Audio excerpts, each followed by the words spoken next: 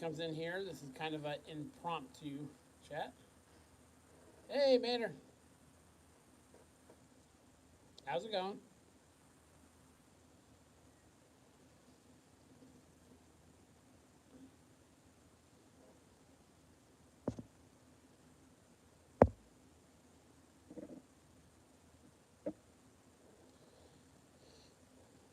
Hey, Bachi.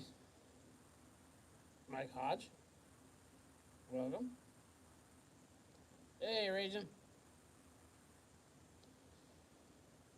Just taking a break in the shop.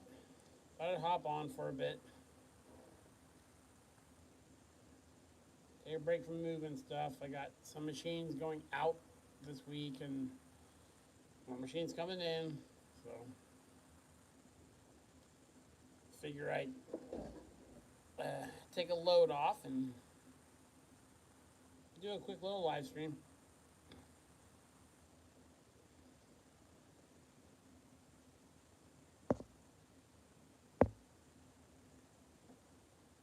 Daniel, hi.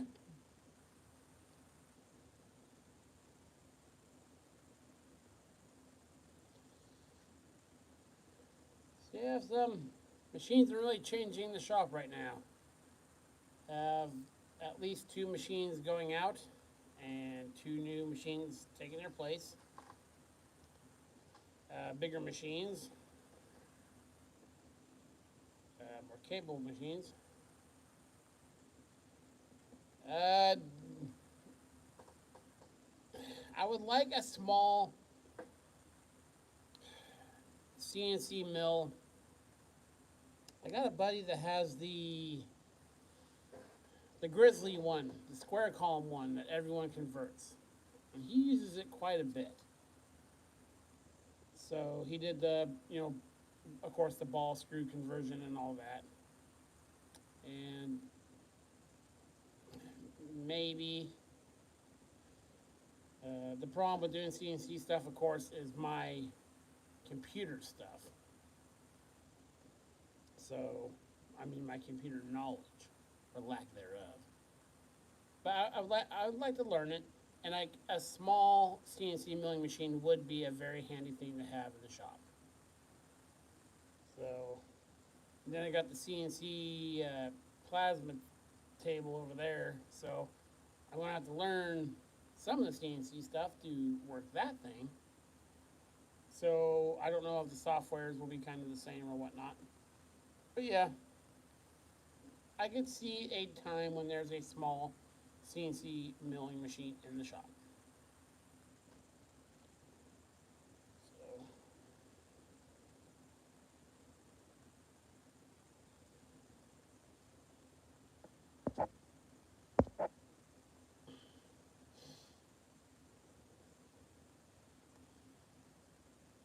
cool, Mater.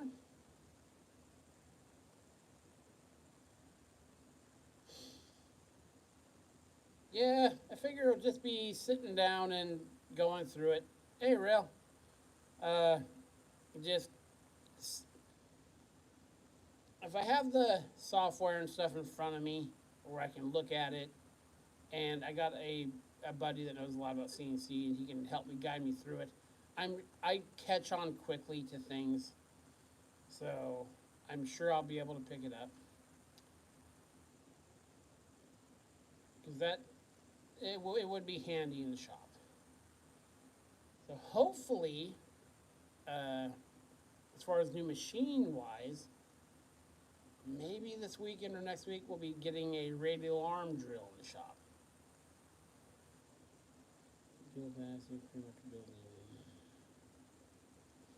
Yeah, that's what I make a lot of brackets and stuff like that, so it'd be really handy with that. And yeah, stuff like that, bracketry and all that. So we'll see how that goes. It's time for me to dabble a little bit into that aspect of machining. Yeah, if all goes going to plan, this weekend or next week, we'll have a radial arm drill in here, and that'll be super cool. I'm looking for one forever. Uh, I got informed of one that's in very, very good shape. It'll take a little bit to get it in here because it's taller than my bay door is, but that's not a problem to Adam. So we'll get it in here. That'd be super cool. And of course, we just picked up the number 3B Brown and Sharp horizontal mill. That's replacing the Kemp Smith mill, the Franken mill, the vertical one, and maybe the Comet mill. I hate to get rid of the Comet. It's basically a short table Bridgeport clone because you can fit it anywhere in the shop. And it doesn't really take up that much more space than a big floor mounted drill press. So we'll see. Now, if I get the big radial arm drill, of course, the big Camelback drill press, it pretty much negates, it can do everything that machine will do, but I have an idea for that machine. I'm going to set that up as a line boring machine, which I do a lot of line boring, so. Like when you re-ear backhoe buckets and stuff like that, I like to re-bore them straight. After, you cut the pinholes to size, and after you weld the ears on, I like to bore through them. So we will still make use of that machine. But yeah, it's been a good year so far for upsizing machines. And I'm actually going to start throwing some VFDs on a few machines.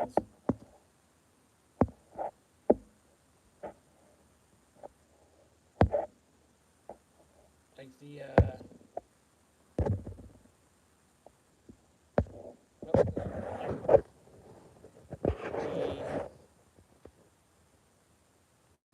this drill press is going to get a VFD on it. It's got a 5-horse motor on it. A VFD on maybe the 2D mill. I haven't decided yet. It has multiple motors, so I would have to run the VFD at 60 hertz the whole time, or else it would slow all 5 motors on it. But just for moving it around the shop, options for locations I could put it. It may not be a bad idea. I'm putting the 10 horsepower VFD on the LeBlond first to run through its paces. So, but I still have the rotary converter, and that's going to power most of the machines. Like the Van Norman there, and I'm going to keep the Comet. The Comet's back over there. And the Hypermac, 15 by 50 lathe. That has a 7.5 horse motor in it.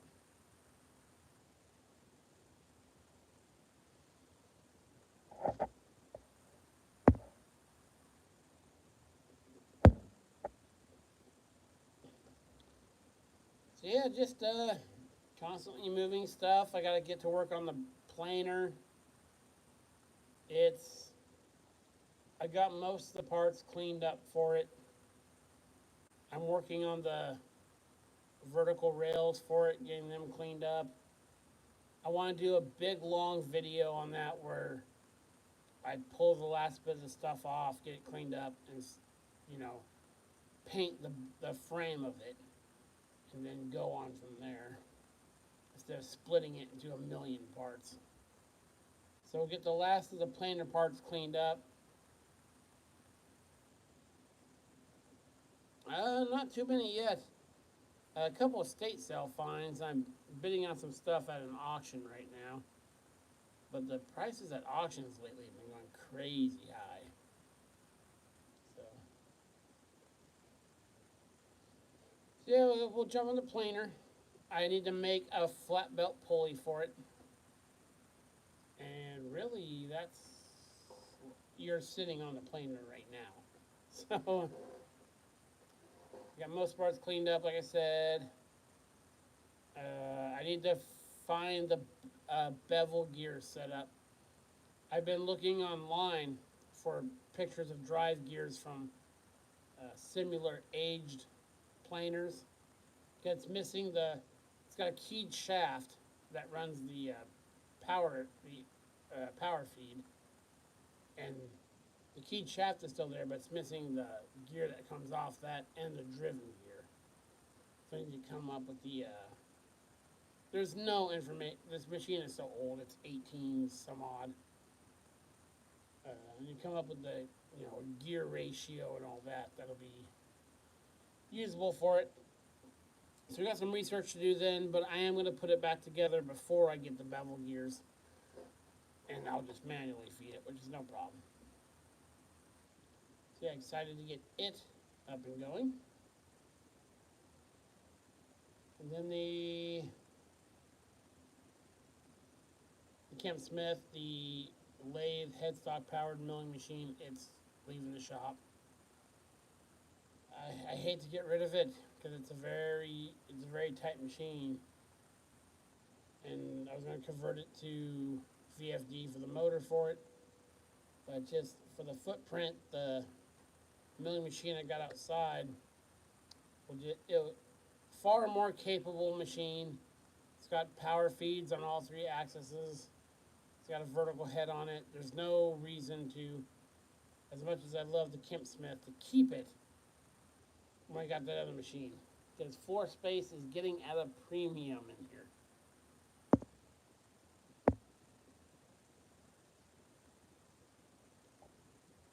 Especially with that radial arm drill coming in here.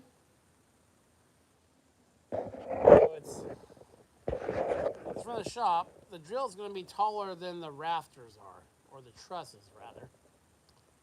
So, and it's about 2.5 foot taller than the door is. I have an idea how to get it in here. The fact that it will not fit in my shop through the door does not dissuade me from purchasing it in any way. So, we will get it in here.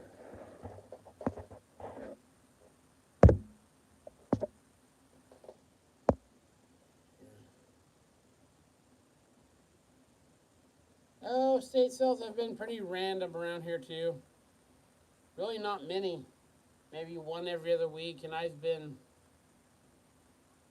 unless there's something I see in the ad for them, I really stay away from them. This time of year with no yard sales, they're swarmed. So if you don't get there in the first couple hours, most stuff's gone.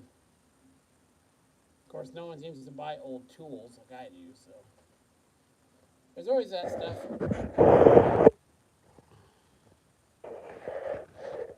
Do some tool rearranging. There's the C-clamps, the wall of C-clamps. I need to add a few more pegs because I have crossed the 100 mark on C-clamps. And there's the shaper, still rocking and rolling. Did 2 small engine heads on it the other day.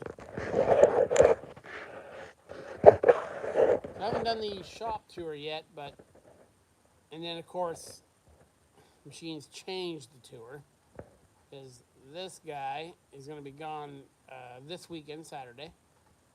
So we're going to move the Van Norman.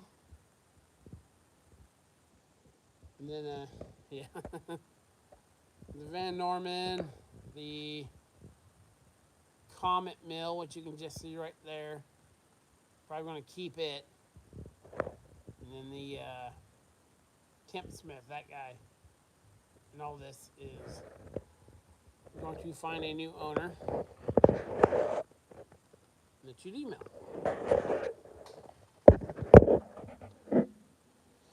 So you have lots of machines to move around. And I need to get stuff here in the next,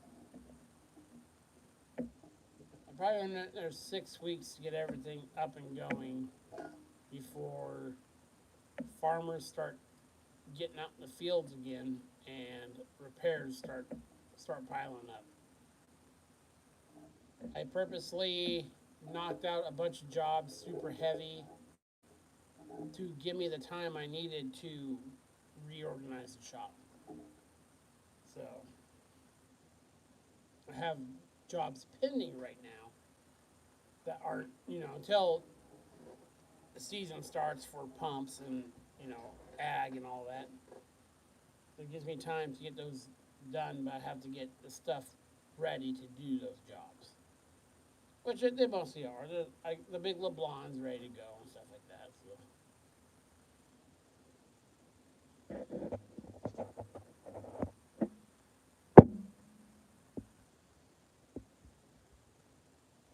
I need to find some space in here to bring some shelving for the rotary table, the tool post milling machine. I want to get a dedicated area for some of that stuff in here. I don't have that right now. I'm thinking where the Kim Smith mill and the powered headstocker is going to be. That's where that stuff's going to end up. So I need more rack storage. Because I got tons of lathe tooling and all that other stuff just everywhere. I have a cart with the common stuff in it, but it seems I just keep amassing more and more and more stuff. So. Yeah, we'll start wire wheeling all the paint off the Brown and Sharp #3 mill this weekend.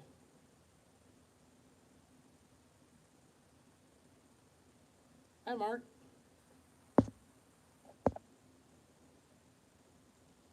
Yes, I'm entirely self-taught, and I got started about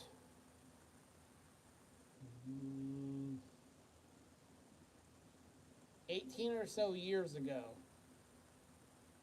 I started with a Logan lathe and one of those round column bench mills, and yeah, grew from there. Yeah, I'm entirely self-taught. So I've always fixed stuff and always worked on stuff. So I was always interested in machining. So I took to it very quick.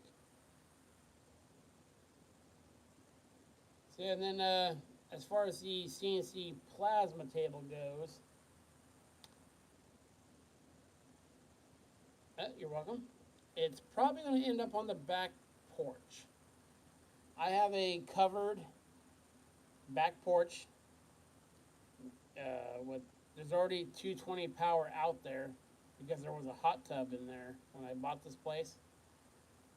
So I already have a 220 outlet on my covered back patio. So I'll move the CNC plasma table onto the back patio along with the 24-inch pedestal grinder and maybe the Johnson bandsaw. I can move those tools outside onto the patio and free up a lot of room.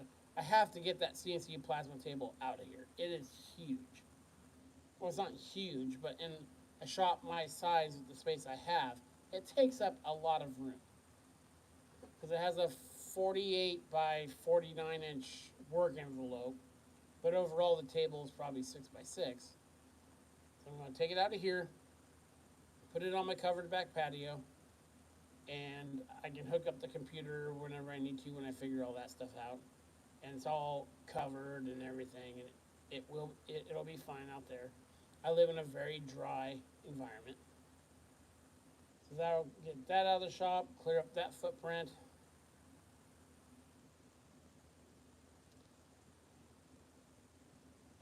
No, just had they're running a 240-volt plasma cutter on it, rail.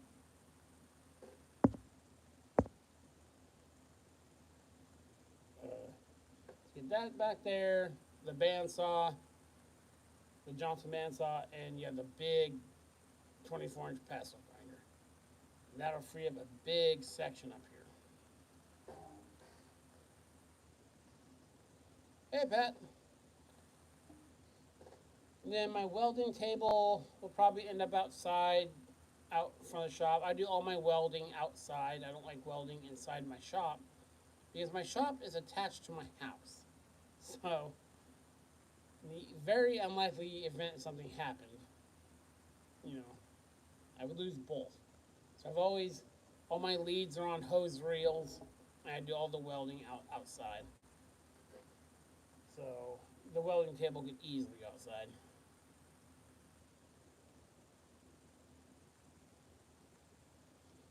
Yes, the planer is super cool. The planer will get used in the shop. Oh, hold on a second. I've got most of the parts cleaned up to it. I'm working on the vertical rails right now. They've got, light surface rust and stuff like that. There'll be a video coming soon. I'm going to pull the table and the lower drive gears off it. And it will be used in the shop. I machine the bottom of pump pads and stuff quite a bit. And the planer will be perfect for that. Plus, it's just super cool. I need to make a flat belt pulley to run the automatic feeds for it. And really, that's it. So, it's like the perfect size planer for a shop, for the room that I have here. Hey, Nancy. So, it'll end up in the back of the shop, and it will see use in the shop. Very excited to get back to it. I've just been cleaning parts to it here and there, so I don't want to do a video of me cleaning a few parts. I've been kind of compiling it all, so we can make a big step forward on it. So, and you guys are sitting on it right now. I need to strip the paint and paint it. As much as I loathe stripping paint and painting machines, the machine is special enough that it needs that attention. So, as well as the Brown and Sharp mill I just got, it's outside the driveway still, and I started stripping the paint off it. It's going to get completely stripped before it comes in here, because I hate the mess that stuff makes. So yeah, looking forward to having it going. For the usability of it, I've been measuring the ways and stuff on it, and it's in very, very good shape. So it'll be capable of doing jobs in the shop when it's done. And just the coolness factor of something that's from the 1800s in here. And I still, the big camel back there, the 34-inch camel, even when I get the big radial arm drill, I'm still going to go through that thing and get it going. I know it will make it a totally obsolete machine in my shop. I love coming back drill presses, and I'll make a good boring machine, because it has a lot of travel. I mean, there's 4 foot of spindle travel on that machine. So, very rigid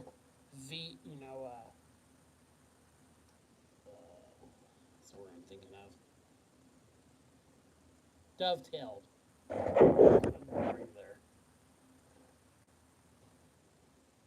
And then still waiting for the 2 bearings for this machine. I've ordered them 3 times. They keep sending me the wrong bearings. So I want to get that machine back together. I'm going through swapping the wiring on the motors now. I've tested every motor in it, and every motor works. So that's a big step forward. The belt stuff, of course, up top's all fine. The spindle speed stuff works. I just need to put the feed stuff back together. And I hope to get that done shortly.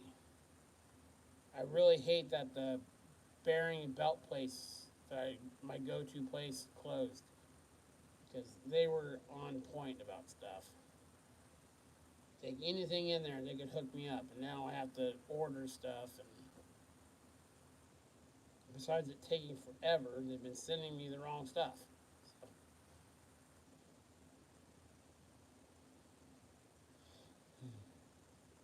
So yeah, you guys saw this short. You may have. There's another lathe at the scrapyard. The only thing I want off that LeBlanc lathe is the flat belt feed, so I can put it on the big drill press. Yep, supply chain issues for sure. Just put it on the big drill press and then take it back there because I don't want another lathe like that. So it'd be cool to have that power feed. Flat belt power feeds are cool to have. It's on this guy right here on the shaper. It's pretty much the same unit. Yeah, same. That's a 2-speed high-low. The other one's just a 4-speed transmission. So that would be nifty to have. Also, the Cincinnati 118 automatic milling machine is leaving the shop. It's going to a buddy of mine's father-in-law who likes to tinker on stuff. He ended up with the step-toe shaper, if you remember that. And he ended up with that power hacksaw I had on the trailer a couple months ago. He ended up with that too. Likes to tinker on stuff, and I don't have the time for a machine that's. You could make that machine usable with a VFD very quickly, but to get it right, you need the time to tinker on it. And between all I do, I just don't have the time. I have 100 bazillion projects in here, and I need to make it manageable. So I gotta finish up. I got all the parts to finish up the Brown and Sharp 1.5 milling machine. I don't know if I'm gonna keep that machine or get it running and sell it. I like small machines like the Comet vertical mill and that mill because you can tuck them anywhere. And I cut a lot of keyways. And that machine will be handy for that. So I'm probably going to end up keeping it. So I'd like to find the lead attachment and all that for it because it came with all the gears for it. They're the door and the casting, and they're all in there. So that's probably the hard part to find. So I'm like a step ahead there. Then I gotta go through my welders and either stack them or downsize, free up some floor space. Yeah, it's very. Got a lot of plans for this year, and they're coming together, very randomly. When I had plans for this year, I had, that Brown and Sharp mill wasn't even. I didn't even know it existed. But that machine is going to replace 3 machines in here. So not only will it save me square footage, but it's a more capable machine. It'll spend 95% of its life as a heavy vertical mill. And that's what I need to do. I also got this mill, the Van Norman, with the 90-degree head on it. So that'll probably take over a lot of the. I'm going to get an arbor for it. That's going to take over a lot of the horizontal work I do. The head's easy to adjust. I like the work range in it. Hey, James. I really like the work envelope of this machine. It's a very rigid machine. It does have some work to the table I need to do. So that'll become my big, heavy, horizontal machine. Oh, sorry, I didn't know that. Some of that is might be my chair squeaking. And then the Comet mill, if I keep that, a small table knee mill is a very handy thing for the footprint that thing takes up. And then we'll use the big 3B Brown and Sharp milling machine as the heavy vertical machine. So I'll cover all my bases there. And the 2D will do the fancy vertical work. Because it's not made for hogging out metal. It's not made for, putting a 4-inch cutter in and taking 200 thou off.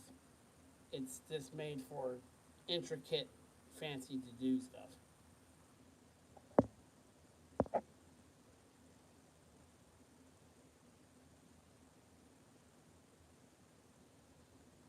Yeah, that's true, Graham.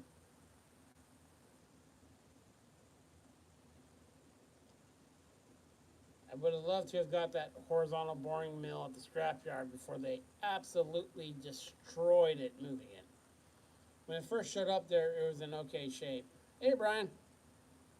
It was in okay shape, but every time the guys at the scrapyard moved it, it's like they moved it with a catapult. It's still there, and some people want me to get the tailstock off it. It's a Giddings and Lewis, I believe, but the gearboxes are ripped out of the castings now.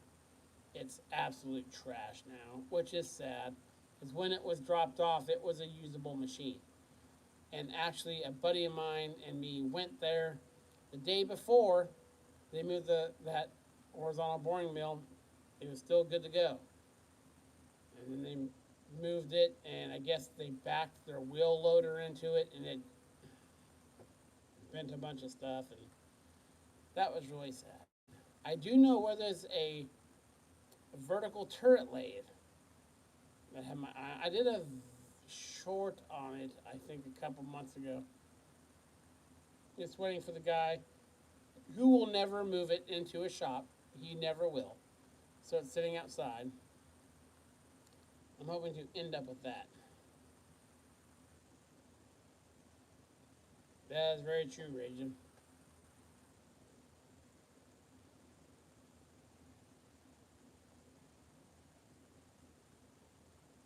A vertical turret lathe would be a handy machine.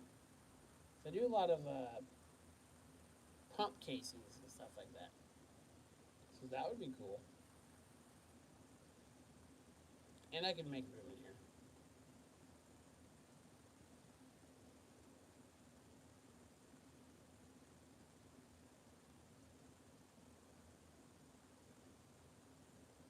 Not too many lately, Brian.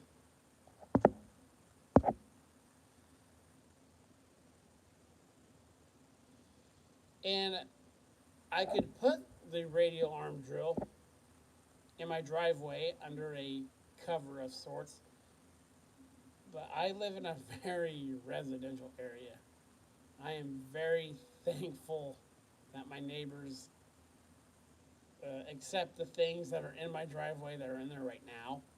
So, and actually, I thought about in my backyard pouring a pad and having a crane company, because I know a bunch of people work for a crane company. I know where there's a radial arm drill that is huge. It's on two semi-flatbed trailers. It's bigger than Brian Block's, and it's free if I can pay to have it hauled off and brought here. And I thought about pouring a pad in my backyard, big enough to put it on, and having it flown over with a crane, because that's how he had it put in his shop, and assembling it. But the motors are big on it. I mean, there's 60 total horse. I may be wrong on that. I think there's 60 total horsepower on it, 3-phase, of course. But that'd be a good thing when I go to, if I ever sell this house. It's 2-bedroom, 1-bath, radial arm drill. People often overlook that stuff when they're selling their homes. Oh, the rigging stuff. Yeah, I could get through my day job. I deal with the crane companies enough, and they're not that far from me. Only 3 miles. If it's one of those at the end of the day, they could fly it over.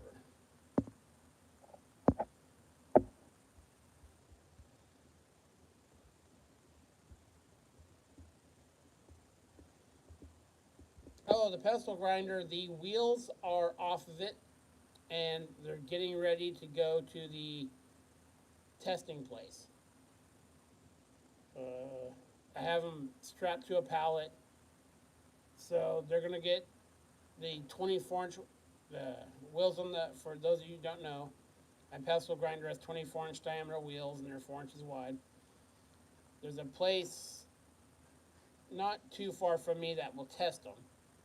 They will first balance them, they'll shave them, they will bake them to get any oil or residual moisture out of them. Then I think they spin them at 50%, 50 or 25% over RPM for an hour in a big cage thing to make sure they don't explode. Because I've ran a lot of machinery in my time and at work and stuff. But that 24-inch pedestal grinder, it's spooky. So I'd like to have those wheels tested and know that they're good before I use it any more than I have. Because that thing is, and it's that the 24-inch pedestal grinder is 100% not appropriate for a shop my size. It's totally impractical, but I love it. I absolutely love it. Yeah. The first time I turned it on with a broom handle, and then stood out of the way and let it run for like an hour before I got in front of it. But it's gonna go on the back patio, and I've looked at different wheels for it, but those wheels on that grinder are so. Uh, no, I haven't, Brad. The wheels are so aggressive on it, especially the flat wheel. Those 5/8 or 3/4 inch uh, form stakes for like pouring concrete. You can almost push it in, and as fast as you push it, it'll eat it. So, not a practical thing, but it is super cool. So, but it will end up on the back patio with the CNC plasma table and a saw. Because I don't have a lot of fancy dinner parties, so I have no problem utilizing my covered back patio to house machines that don't necessarily need to be in here. Yeah, I will make a video on that. Actually, what I'll probably do is I'll hook that VFD I got, a 10 horse VFD. Maybe I'll hook that to it and slow it down a bit. Because, you know, the 24-inch wheel diameter, I could slow it down a bit, and even as aggressive as the wheels are, probably get by with half the speed and easily be able to hog material off something that needs, that kind of work. So the place I got it from a shipyard, and the wheel that's curved, they had it ground that way just for coping. I think it was 4-inch pipe for naval ships, for putting for welding in T's and stuff like that. So not practical, but very cool.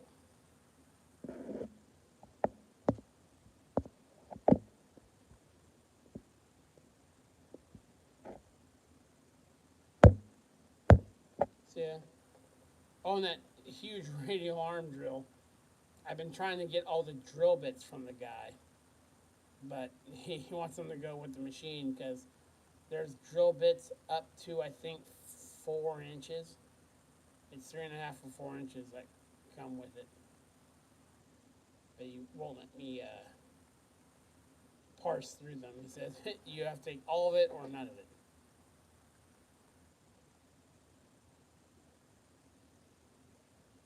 Okay, James, thanks for swinging by.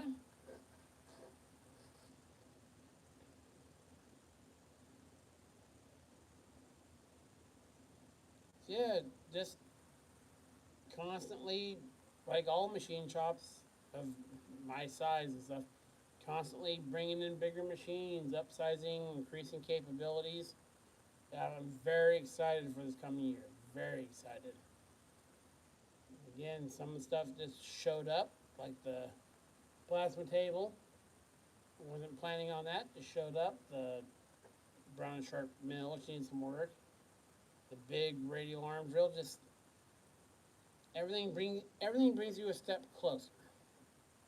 So you should. I go to my scrapyard about 3 times a week, and I have other people. I I know other people that go when I'm not there. Because some really good stuff shows up, and it's gone that day. So I, I enjoy my scrapyard, and sometimes when nicer stuff shows up, they'll kind of pigeonhole it, out in the back, and it's not really scrap price. But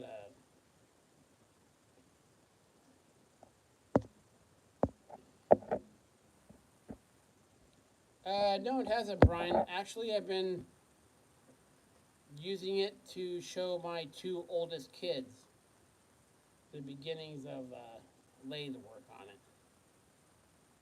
So, and actually, my oldest boy ran the LeBlanc the other day. So how many, 13-year-old boys have turned something on a 22-inch by 120-inch LeBlanc lathe? So it's cool that they're getting into that because there's a lot of cool stuff in here. My 15-year-old daughter, I've been working on her with MIG welding. She's actually becoming a very competent MIG welder. So I want to get involved in this. I do a lot of, probably 80% of the welding I do in my shop is stick welding. I just, from my day job and all that, I stick weld. So I'm getting them into that too. So yeah, it's kind of the reason I want to keep that Brown and Sharp 1.5 milling machine is for teaching my kids to run that because it's got power feeds and everything, but with the flat belts, even if you do something really, really absent-minded and crash it, that belt's going to slip before it really breaks anything. So I love my kids to learn on that Brown and Sharp uh, before the other machines. So they're taking interest in the machining. They run the drills and stuff out here.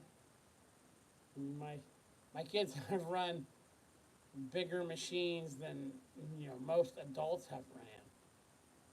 Like the 5 horsepower drill press in here. My oldest boy was doing some modifications to his bike, uh, putting foot pedals in a different spot. So we took the wheels off, brought it in here. I just watched him do it, showed him how to clamp stuff down, and he ran a 5 horsepower 3 phase drill press. So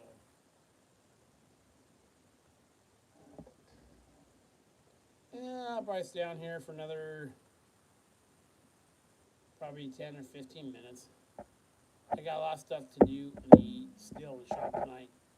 The Saturday, the Franken mill sold. So unfortunately, it's in the very back of the shop. I need to get it to the very front of the shop for when the guy comes to pick it up. So I've got a big game of Tetris to get it out of here. That shouldn't be too bad. And then I gotta move. I can almost get the forklift in here to move it, or at least drag it out. The Kemp Smith mill, it's being dragged to the front because it's getting out of here. So we can bring in the radial arm drill and the new Brown and Sharp mill.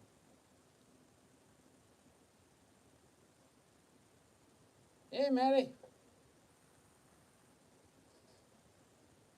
I wish it was hot here.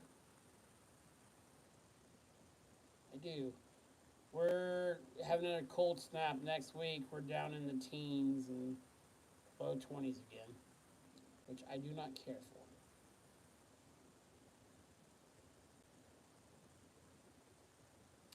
We're supposed to get a little bit of snow this weekend, not much. But it's dipping down there again. I think all next week the highs are not above freezing.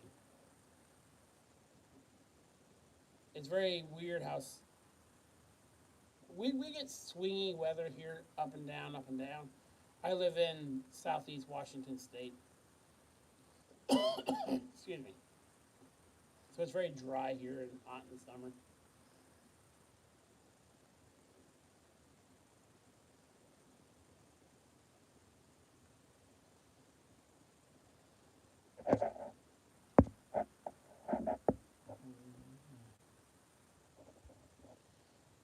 As far as building a lathe, I've watched a few of the videos of the people building them. I guess it really depends on what you're gonna do with it. Because I have some of those books on how to build your. I have one for building your own lathe. Is it uh, Robert Gingery or Gingery? I might be remembering his name wrong. I have a couple of his books for building your own machines for your machine shop. I have the press one or the metal bender one. I have the milling one and the lathe one. And I thought about doing the press one.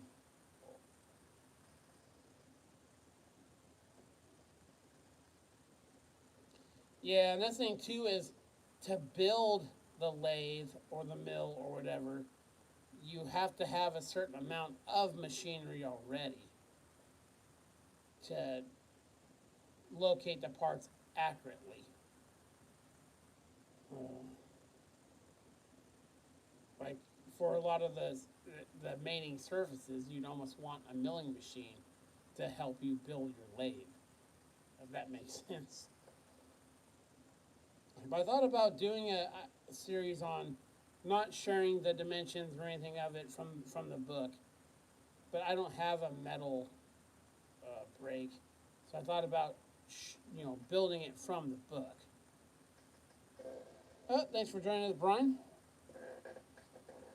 And yeah, just going through it and seeing how it turns out. But machines are plentiful enough that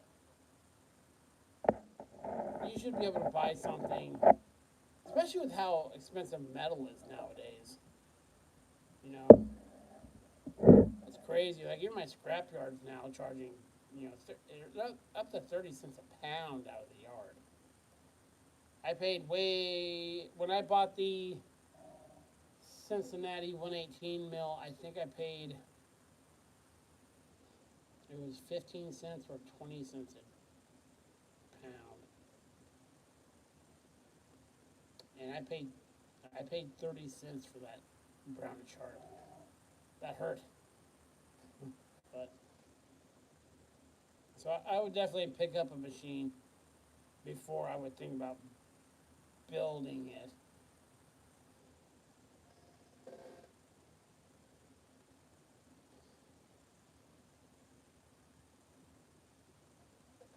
Yeah, I mean the rails in the chuck, but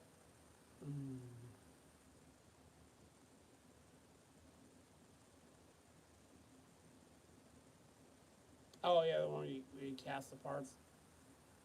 I mean, the rails and the stuff, and you still need a motor. You're gonna want adjustable speeds.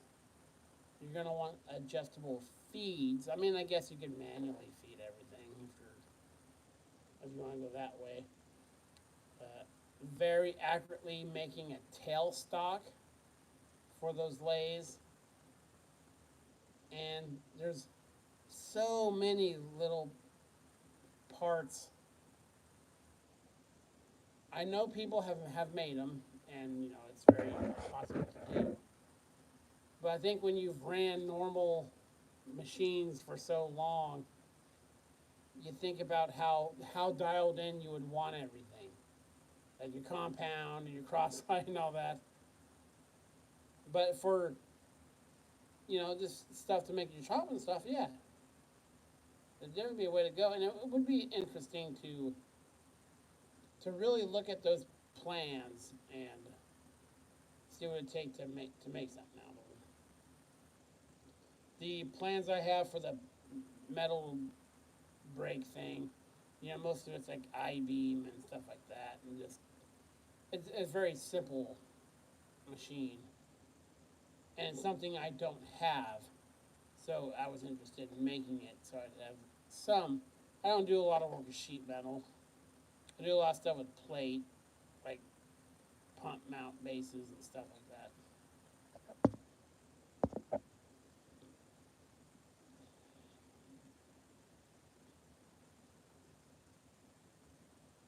But it is a big job to make that stuff.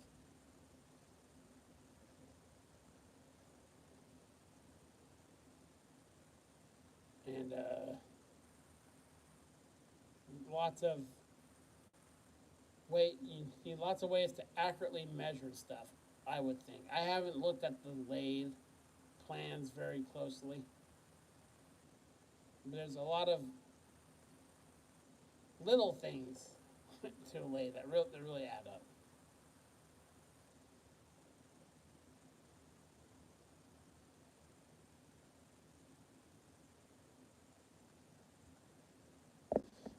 Yeah, I'm staying here for another 7, 8 minutes, and then I gotta get back to work.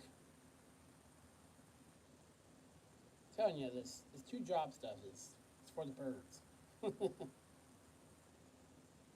You guys need to tell more of your friends of my videos. So I can just do this. You don't have to do the day job and then this. I know. So I gotta clear a path. I gotta scoot some machines over to get the Franken mill out of here. Yeah, I'm kind of sad to see. I'm sad to see the Franken mill go. I love that machine. I love everything about it. But again, the vision I have for my shop here, uh, I need to get the machines that will make that vision possible. Any thoughts on self-employed? That is the end goal, Maddie. That's part of the that's part of the always expanding machines I have here is to reach that goal. So I think I talked about this in our video, as much as far as doing this full time, machining stuff. I would never quit my job to do YouTube, no matter how much YouTube paid me. Uh, the Franken mill and the Kemp Smith are not tools that are going to get me to that end goal. The Brown and Sharp, once I get it going, the big radial arm drill, those are machines that are a means to get there. So I have to, as much as I love those machines, I have something more practical, uh, and get the machines that'll get me where I want to go. I do have a big variety of machines. What I'd like to do is with bringing in like the Brown and Sharp mill, we'll get rid of at least 2 machines in here and get different machines. Uh, the really random machines, like slotting machines and stuff like that, very rarely show up in my area. But I like to get the bigger, more capable machines so I have the floor space to bring in different machines. Like I'd really like to bring in a vertical turret lathe and maybe a normal turret lathe. I have a couple pseudo repeat jobs I can make happen with that. Of course, a horizontal boring mill. They never show up here, but I would like to get one of those. So, yeah, getting the machines that will get me to that end goal of machining full time is the steps I need to take there. I mean, yes, I'm going to keep some stuff just because it's cool. The big 24-inch pestle grinder, I'm always going to have it because it's cool and I like it. So, on some things, the cool factor overweighs the practicality. But the Franken mill was a cool project. I love that machine. But I already have another knee mill. And then I have two other vertical mills too.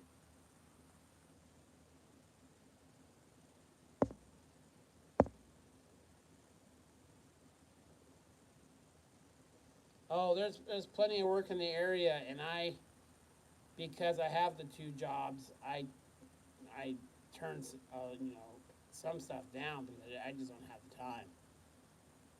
Because I work my normal 8-hour job, and then I have this job. Then when I have my kids with me, this shop does not exist. I am 100% theirs. So, but I could easily, with the right setup and get a different location, I would love to do the machining full time, not YouTube. I always want to do YouTube.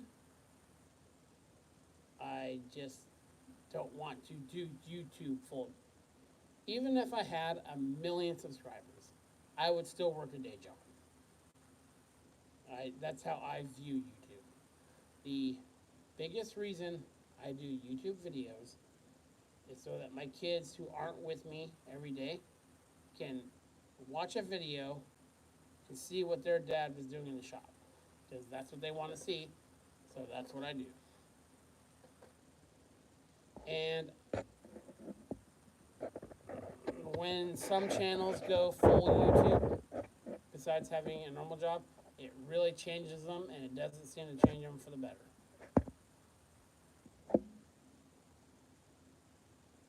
Yeah, that's true, Rail.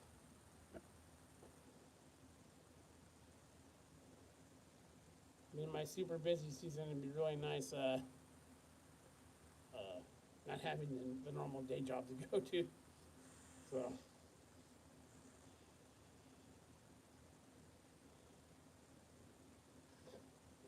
that's true, dancing. So, yeah. So, that's the goal, is do machining full time, then always do YouTube as well.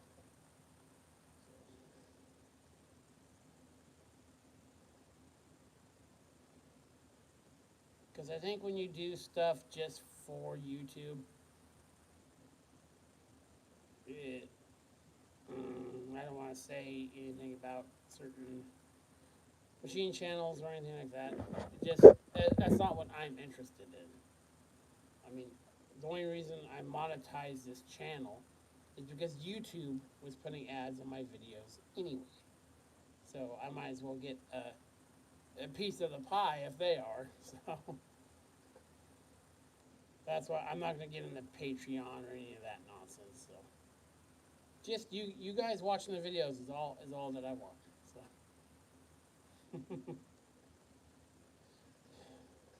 So it's been an hour. I have a lot of stuff to do out here tonight. I will probably be out here till midnight. I gotta clear rooms to get machines out and new machines in, and you guys know how that goes. Scooting stuff with a pry bar across the floor. So, thank you all for joining me tonight. Hope you all have a awesome rest of the week. Yeah, that's true, Maddie. It's weird. It's weird how they do that. Real, yeah. So yeah, you guys have a great rest of the week, and more videos coming soon. Good night, everyone.